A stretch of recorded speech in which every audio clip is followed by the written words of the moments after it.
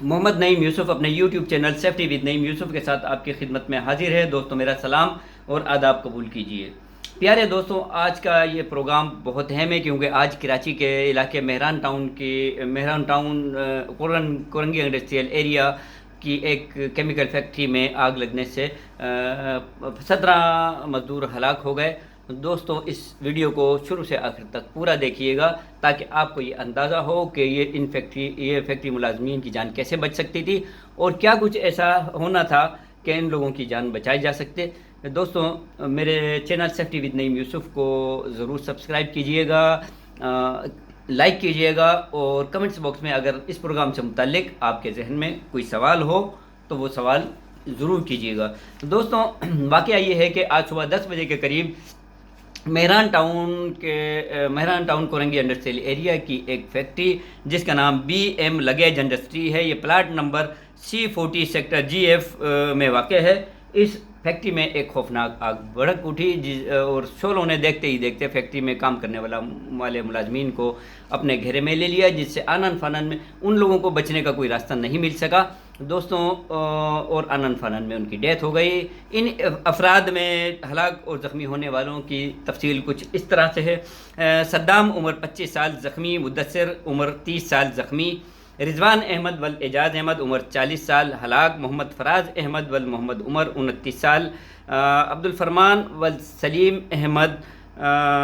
عمر 30 سال، محمد فرمان والمحمد احسن عمر 35 سال، رحمان والظہیر احمد عمر 30 سال، محمد صابر والد اسلام الدین عمر 37 سال، فرحان والد احسان عمر 34 سال ہلاک، حسن علی والمحمد سلیم عمر 18 سال ہلاک، راشد حسین والنثار حسین عمر 40 سال ہلاک، محمد عدنان والد محمد یعقوب عمر 24 سال ہلاک، نامعلوم عمر 40 سے 42 سال ہلاک، نامعلوم عمر 30 سے 35 سال ہلاک، نامعلوم عمر 25 سے 27 سال ہلاک، نامعلوم عمر 27 سے 28 سال ہلاک، محمد عرفان والمحمد احسان عمر 38 سال ہلاک۔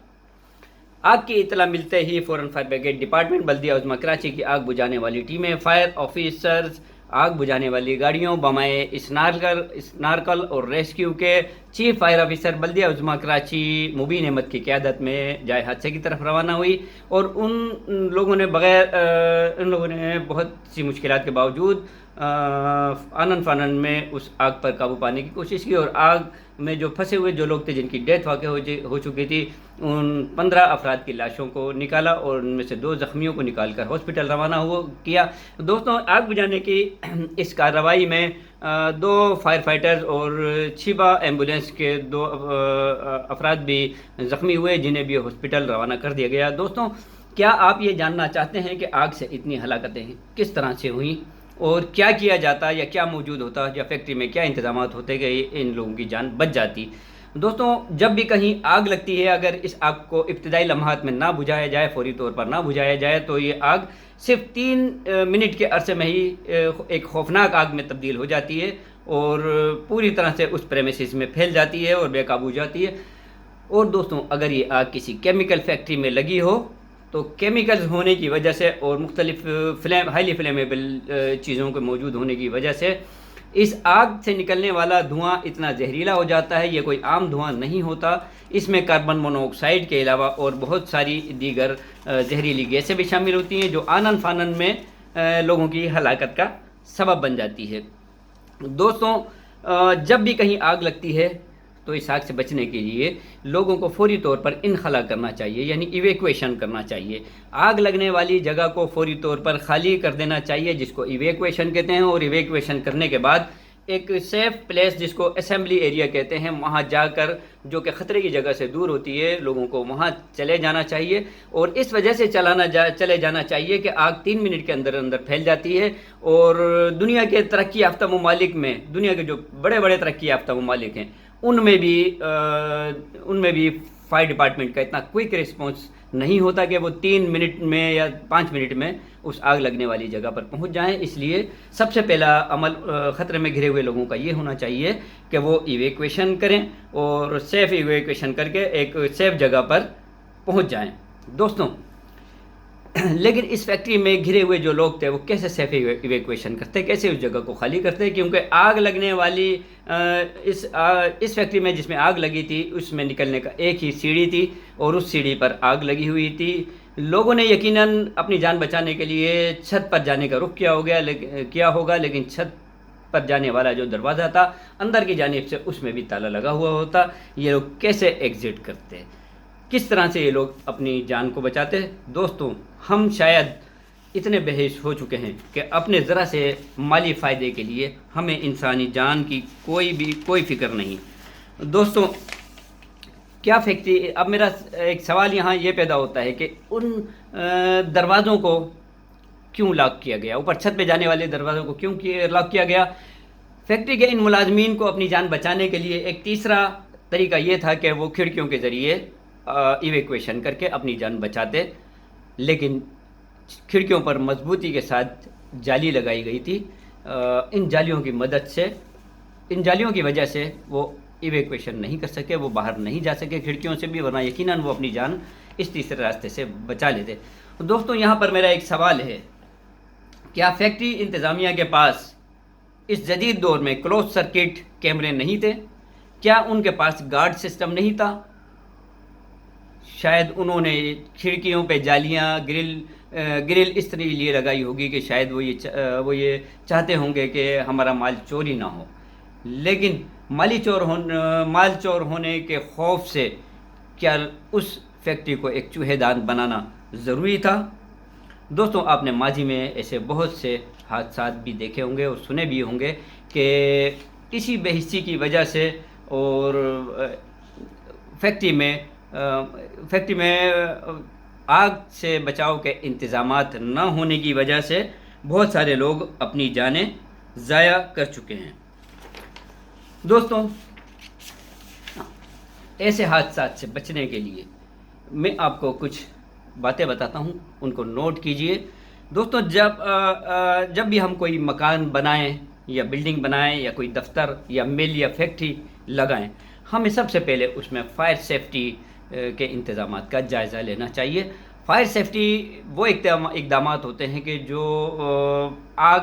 کے خلاف تحفظ کرنے کے جو انتظامات ہوتے ہیں ان کو فائر سیفٹی میجرز کیا جاتا ہے، یعنی ایسے انتظامات جو آگ لگنے نہ دیں، ایسے تمام انتظامات فائر سیفٹی یا فائر پریونٹیو میجر کہلاتے ہیں۔ دوستوں، وہ انتظامات کیا ہیں؟ نمبر 1، بلڈنگ میں آگ لگنے یا کوئی دیگر حادثہ ہونے کی صورت میں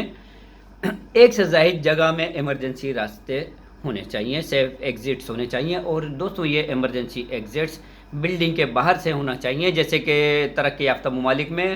ہر بلڈنگ میں باہر جینے دیے ہوتے ہیں لوگوں کو کسی ایمرجنسی کی صورت میں باہر نکلنے کے لیے، اور وہاں کا بلڈنگ کنٹرول ڈپارٹمنٹ کسی بلڈنگ کا نقشہ اس وقت تک پاس نہیں کرتا جب تک اس میں حفاظتی انتظامات نہ ہوں، جب تک اس میں ایمرجنسی ایگزٹس نہ ہو، اور وہ ایمرجنسی ایگزٹس بالکل کلیئر ہونے چاہیے، ان کے آگے کوئی رکاوٹ نہیں ہونا چاہیے، وہ بند نہیں ہونا چاہیے، اور اس بلڈنگ میں آگ لگنے سمیت دیگر تمام حادثات سے بچنے کے لیے انسانی جان کو بچانے کے حفاظتی اقدامات ہونے چاہیے۔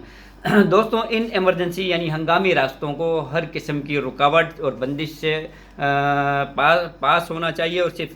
ان ایمرجنسی ایگزٹس کو صرف ایک انگلی کی مدد سے کھولا جا سکے، ایسے یہ آسان ان پہ دروازے ہونے چاہیے۔ دوستوں، ایمرجنسی کی صورت میں ان ہنگامی راستوں کو فائر سروس کے بین الاقوامی معیار کے مطابق افراد کی تعداد کے مطابق ان کی کشادگی یعنی چوڑے ہونے چاہیے۔ عمارت میں مناسب فائر الارم سسٹم موجود ہونا چاہیے تاکہ کسی خطرے کی صورت میں لوگوں کو اس خطرے کی اطلاع دی جا سکے، اور سائرن کی آواز سن کر یہ لوگ اس بلڈنگ سے باہر آ جائیں۔ یاد رکھیں، کسی آگ یا دیگر خطرے کی صورت میں کبھی بھی لفٹ یا برقی زینے استعمال نہ کریں، سیڑھیوں کے راستے باہر آئیں۔ دوستوں، عمارت میں ہر فلور پر مناسب فاصلوں سے اسموک ڈیٹیکٹرز یعنی دھوئیں اور آگ کے خطرے کا الارم بجانے والی الیکٹرانک ڈیوائسز ہونی چاہیے، تاکہ جب بھی آگ لگے یہ ڈیٹیکٹر سائرن بجا کر آپ کو خبردار کر دیں خطرے کا، اور آپ فوری طور پہ بلڈنگ سے باہر آ جائیں۔ دوستوں، عمارت میں ہر فلور پر مناسب فاصلوں پر آگ بجھانے والے ابتدائی آلات یعنی فائر ایکسٹنگوشرز لگے ہونے چاہیے۔ چھوٹی آگ کو ختم کرنے کے لیے یہ فائر ایکسٹنگوشر بہت ضروری ہے. اس کے علاوہ فائر بلینکٹس بھی ہونے چاہیے. عمارت کی اہمیت، آگ کے خطرات اور اس عمارت میں ایک وقت میں موجود افراد کی تعداد کے مطابق انڈر گراؤنڈ واٹر ٹینک کا ہونا اور اوور ہیڈ واٹر ٹینک کا ہونا بہت ضروری ہے، جس میں آگ بجھانے کے لیے وافر مقدار میں پانی موجود ہو. یعنی استعمال کے پانی کے علاوہ آگ بجھانے والے پانی کا ذخیرہ الگ سے ہونا چاہیے جو کہ فائر ہائیڈرنٹ سے اور فائر پمپ سے منسلک ہو. دوستوں، بجلی اور ڈیزل سے چلنے والا فائر پمپ موجود ہونا چاہیے جو کہ 20 سے 25 ہارس پاور سے کم نہ ہو، اس لیے کہ بجلی کبھی بھی جا سکتی ہے، اس لیے ڈیزل پمپ کا ہونا بھی بہت ضروری ہے. ایک فائر ہائیڈرنٹ اس بلڈنگ میں الگ سے بلڈنگ کے باہر کی جانب ہو، جو مقامی فائر بریگیڈ کے معیار کے مطابق ہو، جو مقامی فائر بریگیڈ کی ضروریات کو پورا کر سکے. دوستوں، عمارت کے اندر، اطراف اور زیر زمین پانی کے ٹینک تک پہنچنے کے لیے فائر بریگیڈ کی گاڑیوں کے لیے، اسنارکل کے لیے بآسانی پہنچنے کے لیے راستہ ہونا چاہیے جس کے راستے میں کوئی رکاوٹ نہ ہو. آگ اور دیگر ہنگامی صورتحال کے لیے فائر بریگیڈ سمیت تمام ایمرجنسی اداروں کے ہنگامی نمبر وہاں مناسب جگہ پر خاص طور پر کنٹرول روم میں موجود ہونے چاہیے، اور خاص طور پر ایسی جگہوں پر جگہ جگہ نصب ہونے چاہیے کہ جو ہم عام آدمی اس کو اچھی طرح سے دیکھ اور پڑھ سکے. اس کے علاوہ کار پارکنگ میں آگ بجھانے کے معقول انتظامات ہونے چاہیے، کیونکہ جتنی بھی گاڑیاں کھڑی ہوئی ہوتی ہیں دوستوں، ان میں پیٹرول ٹینک موجود ہوتا ہے یا CNG گیس کی ٹنکیاں ہوتی ہیں. کسی بھی مس ہیپ کے نتیجے میں وہ تمام گاڑیوں میں آگ لگ سکتی ہے. 10 منزلہ یا اس سے اونچی عمارت کی چھت پر ہیلی پیڈ کا ہونا بہت ضروری ہے. فیکٹریز میں گرد اور دھوئیں کے اخراج کے لیے اسموک ایجیکٹرز ہونے چاہیے. اچھا اسموک مینجمنٹ سسٹم اس بلڈنگ میں ہونا چاہیے. دوستوں، بڑے صنعتی یونٹس میں اپنی آگ بجھانے والی اپنی گاڑیاں موجود ہونی چاہیے، اپنی آگ بجھانے والے آلات ہونے چاہیے، فائر فائٹنگ کا عملہ ہونا چاہیے.